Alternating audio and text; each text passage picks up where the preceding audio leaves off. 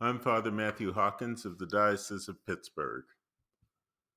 I had the honor of participating in the Pittsburgh NAACP's Freedom Sunday to remember the role that African American churches have historically played in the struggle for social justice and racial equality. The theme was that African Americans are done dying, which is an important message in acknowledging the value of all lives from conception until natural death. But even if we proclaim that we are done dying, we must acknowledge that as a community and in a society at large, we are still in the grips of a culture of death. This culture of death is evident in gratuitous violence in our entertainment, in our music, and our movies and television programs, and many of our video games.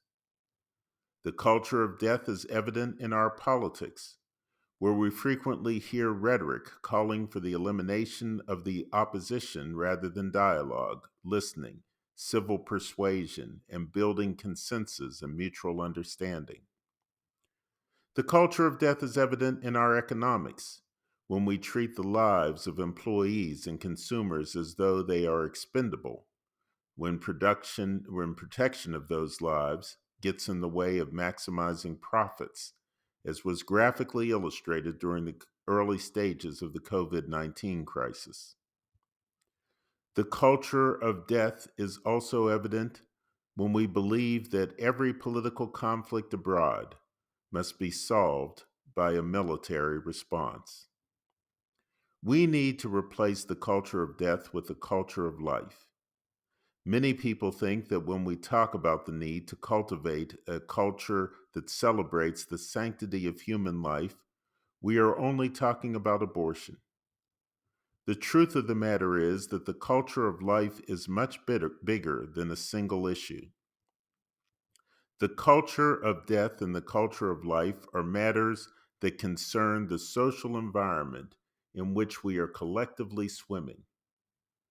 The culture of life rejects anything that reduces human beings to mere objects and that looks for quick solutions to complicated problems by terminating a human life.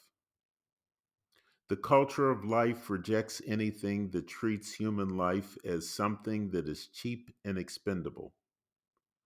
In contrast to the celebration of life, the culture of death is indifferent toward aggressive and unaccountable policing, and it is also indifferent toward the values expressed when young people wear hoodies patterned with skulls and dollar bills, signifying that they are willing to do anything to get paid, including take out innocent bystanders and anyone else who stands in their way. The legendary jazz composer and musician Wynton Marsalis once said that the meaning of soul is that one addresses adversity with elegance. You don't allow your tragedy to be magnified in the world.